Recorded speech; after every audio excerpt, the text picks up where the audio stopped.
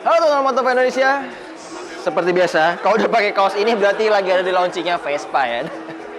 Nah, kali ini sedang ada launching Vespa GTS series ya teman-teman. Jadi ada Vespa GTS Classic, kemudian ada Super Sport, dan yang paling canggih ada Vespa GTS Super Tech. Jadi ada beberapa perbedaan dari bodi, fitur, sampai kayak kaki dan mesin teman-teman. Kira-kira apa aja perbedaannya? Mari kita simak.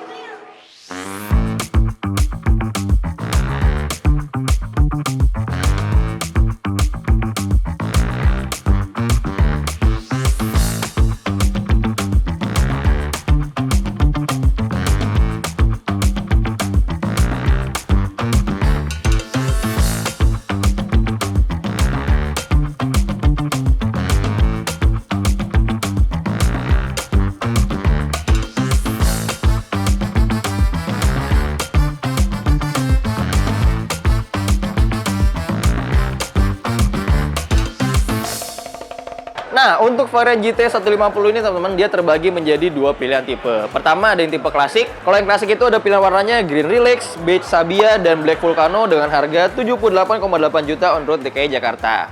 Sedangkan tipe yang ada di depan saya ini, yaitu tipenya Super Sport. Dia itu ada pilihan warna Green Olive, ada Orange Tramonto, Black Opaco Matte, dan White Innocenza. Harganya 84.550 juta on road DKI Jakarta. Nah, kita lihat dari yang pertama teman-teman, yaitu di bagian atas di batoknya ya. Jadi di batoknya ini dia sekarang diselimuti dengan warna hitam nih kalau di tipe Super Sportnya. Jadi ada di list lampunya pakai warna hitam. Kemudian juga spionnya sekarang model baru, udah bukan spion bulat lagi, dan dia pakai warna hitam. Finishingnya di sini glossy gitu, mengkilap banget. Kemudian juga dia dibarengi dengan hand grip dan ada bandul stang nih di sini nih. Jadi serba baru. Kemudian di GTS Super Sport ini yang di depan saya ini, dia itu list bodinya juga udah pakai warna hitam teman-teman. Ini ya, bisa dilihat list bodinya hitam. Kemudian di sini juga ada apa? Jengger. Jenggernya warna hitam, footstepnya warna hitam. Kemudian juga pegangan pemboncengnya warna hitam, dan list lampu belakangnya juga pakai warna hitam. Kita balik lagi ke depan. Nah, di depan ini dia ada pada ini teman-teman. Jadi ada pada desain front tie-nya atau dasi depannya ini. Dia ini lebih melebar di sisi bawahnya ya. Terus ini ada lekukannya gitu. Tuh, desainnya baru. Dan untuk yang tipe sport ini dia ada aksen karbonnya teman-teman. Jadi untuk di dasinya, kemudian di sini ada listnya. 3 barisnya pakai warna senada body. Yang ini warnanya Orange Tramonto tuh ya, bisa dilihat. Jadi kesannya lebih sporty gitu. Kemudian masih di sisi depan, perbedaan itu ada pada lampu sennya teman-teman. Jadi sekarang di RL dan lampu sennya ini udah LED semua. Tadinya kan cuma di RL doang ya, beberapa titik itu di LED. Nah sekarang lampu sennya juga udah LED. Nanti kita akan lihat secara detail ya kalau udah dihidupin.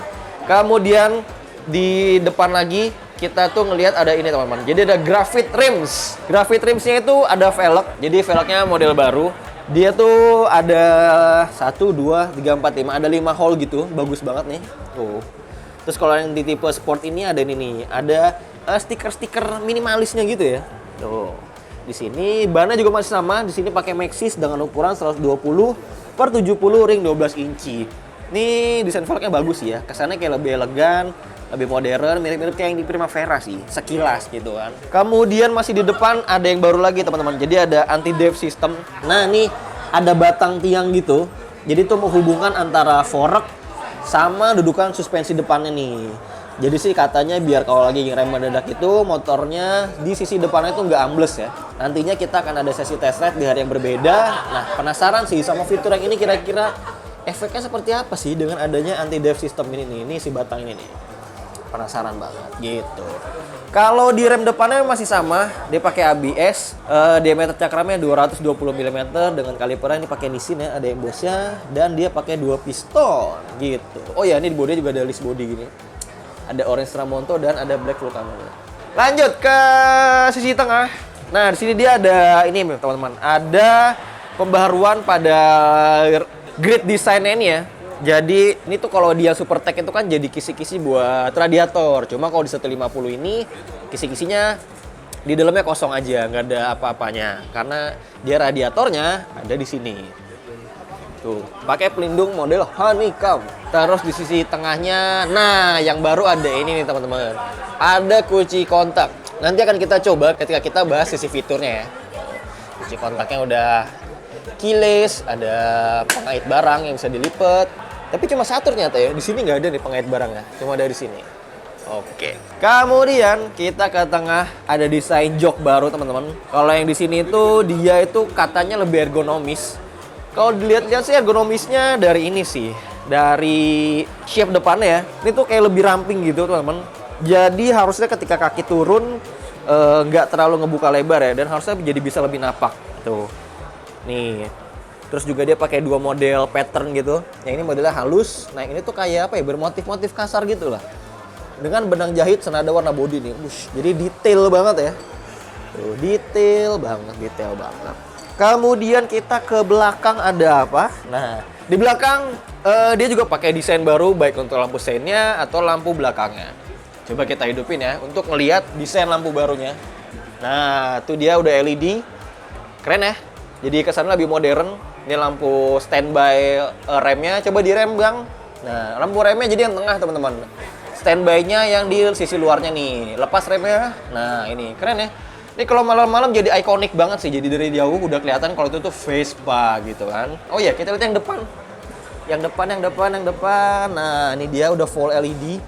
Keren banget, mewah banget. Dan dia tuh kayak ada efek-efek model kristalnya gitu. Diamond-nya gitu, bagus banget. Kesannya mewah banget. Kalau yang depannya emang udah full LED ya. Dari yang pertama juga udah sama. Tuh. Baik lampu deket, lampu jauhnya, semua udah full LED.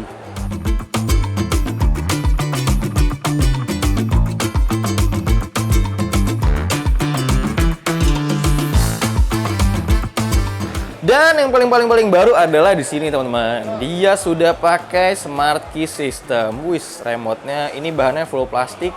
Ada emboss Vespa-nya atasnya.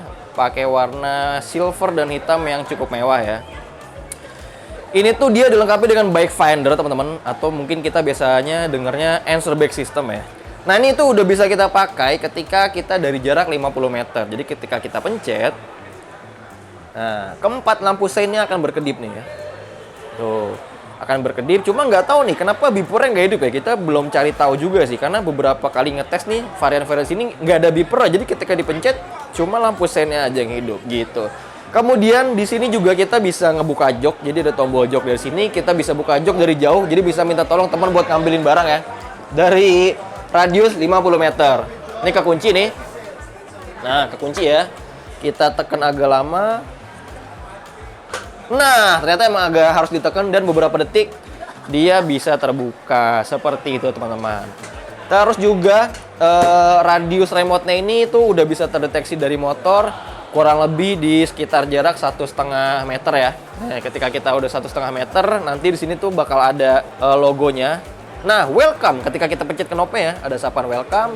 Kita puter dan kita bisa ngelihat apa aja nih speedometer barunya. Yang pertama, mereka masih mempertahankan jarum di sisi atasnya. Jadi ini untuk penunjuk kecepatannya, jadi masih ada kesan klasik. Cuma di bawahnya ini ada layar digital dengan model baru. Dan informasi baru teman-teman. Ini tuh semua informasinya bisa digonta-ganti melalui joystick yang ada di sini nih. Ini Sakara juga model baru ya.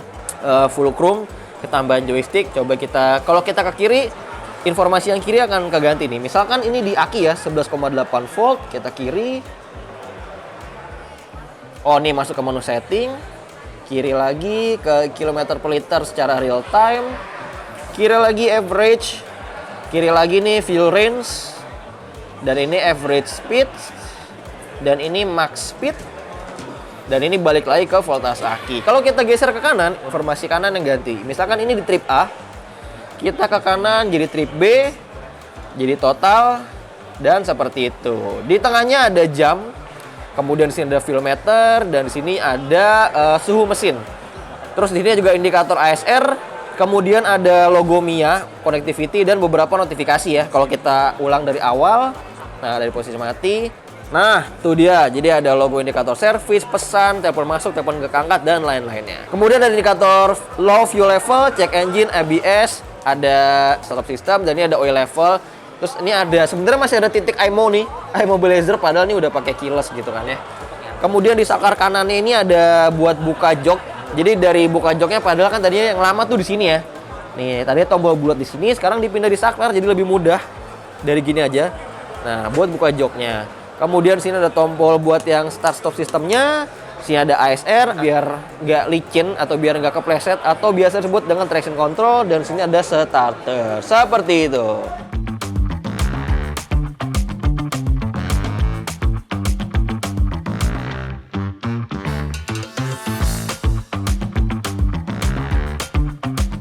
Kemudian kita masuk ke akomodasi teman-teman. Jadi selain di sini ada model gantungan barang baru yang kalau dilipat tuh dia lebih ini ya, lebih rata dengan sama bodinya tuh. Karena di sini dia ada coakannya. Tuh, ada coakannya. Jadi kalau kelipat lebih rata bodi. Untuk kebukanya gini ya. Tuh gantungin barangnya. Seperti itu. Kemudian juga di sini ada logo WiFi. Kayak logo sinyal gitu teman-teman. Ini tuh untuk passive touch ya. Jadi kalau misalkan baterai remote-nya ini habis, jadi nggak terdeteksi oleh motor, nah itu bisa kita tempelin aja ke sini dan kita bisa ngidupin motornya gitu. Kalau baterainya habis ya, kalau darurat. Kalau baterainya on bisa kita hidupkan kalau udah di radius 1,5 meter tadi lah yang kita udah jelasin. Kemudian untuk akomodasinya di sini ada glove box teman-teman. Cara bukanya tinggal ditekan aja ke tengah. Nah, jadi di glove box-nya ini tentu aja ada power outlet, modelnya USB Type A teman-teman. Kemudian di sini tuh ada sikring-sikring ya atau fuse. Kemudian di sini juga ada tombol darurat untuk ngebuka jok. Tuh, darurat sini congkelan. Kalau andai kata tombol buat buka joknya itu nggak bisa kebuka ya, atau lagi rusak atau akinya lemah, jadi kita bisa buka dari sini. Gitu. Di sini lacinya lumayan kecil, bener-bener cuma buat glove paling ya, buat receh atau buat naruh sarung tangan aja gitu. Ya, tutup lagi. Kemudian akomodasi lainnya kita bisa lihat dari jok. Di sini bagasinya lumayan lebar teman-teman ya. Tuh, lumayan lebar. Sini ada cekungan buat mesinnya, buat throttle bodinya. Terus sini ini nggak ada lampunya ya. Kalau di varian Supertech sini ada lampu barunya gitu. Kalau sini belum ada. Dan sini ada tangki bensin 7 liter. Lumayan besar ya, sama seperti versi-versi sebelumnya.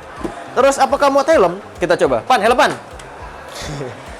Ini helm Vespa bawaannya, nggak ada padnya. Terus kita masukin, posisinya kayak gini ya. Oke ya. Nih masih agak nonjol sih dari bagasinya, cuma di sini kan ada lekukan ya. Kita coba, apakah bisa? Ya, bisa. Bisa jeblos. Bisa masuk teman-teman, bisa rapet. Terus kita buka lagi, coba.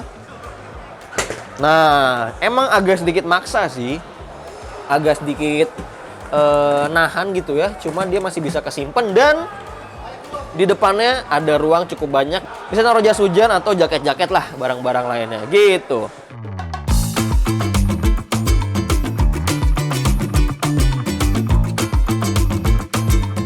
Kita masuk ke sisi mesinnya teman-teman. Jadi dia masih pakai AGET tentu aja, teknologi andalannya 150 cc dengan 4 katup ya. Jadi ini udah 4 katup 150 cc dan starter halus. Kemudian juga ada radiator di sebelah kanan. Terus juga dia di mesinnya tuh menempel sebuah kaliper 1 piston dengan cakram 200 mm. Kemudian mesinnya ini walaupun secara spesifikasi sama, tapi ternyata dia ada penambahan tenaga nih teman-teman. Jadi dia tuh ada revisi sedikit di mappingnya, kemudian juga di pengapiannya jadi lebih optimal. Akhirnya motor itu sekarang ada kenaikan tenaga yang tadinya 10,8 kW menjadi 11,5 kW atau 15,6 PS di 8.250 LPM. Gak hanya tenaganya, tapi torsinya juga naik nih teman-teman. Jadi torsi awalnya tuh yang tadinya cuma 13,5 Nm, sekarang itu menjadi 15 Nm. Jadi dari 13,5 jadi 15 Nm. Nah, revisinya itu selain ada di pengapian, ada di mapping injeksinya, dan ada juga perbedaan di noken AC-nya teman-teman. Jadi liftnya beda, durasinya juga beda, dan akhirnya menghasilkan tenaga yang beda juga. Seperti itu.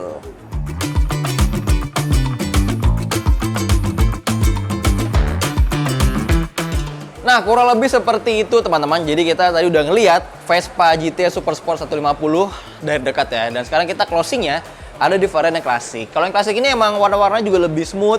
Kemudian juga dia finishingnya ya. Kalau tadi yang Super Sport itu hitam-hitam, kalau yang di sini tuh chrome. Lihat nih, list lampunya chrome, list bodinya chrome, spionnya chrome, dan beberapa ornamen lainnya juga chrome. Kemudian pembedanya lagi adalah harga ini lebih terjangkau karena belum ada fitur MIA-nya teman-teman. Jadi belum bisa konektivitas ke smartphone. Nah, kurang lebih seperti itu impresi pertama kami mengenai Vespa GTS terbaru, yaitu Super 150 yang klasik dan 150 Super Sport. Menurut teman-teman gimana? dengan harganya yang baru 70 berapa jutaan itu dengan 80 jutaan itu. Komentar di bawah, kita diskusi bareng. Makasih udah nonton, jangan lupa ditonton video-video berikutnya, subscribe channel ini. Dan juga ya, konten lain kami ada di Autofan Indonesia untuk nonton mobil, kemudian ada channel lain kami yang bervariatif ada di Motovan Indonesia, dan baca-baca berita kami di Autofan.id. Dan sampai jumpa.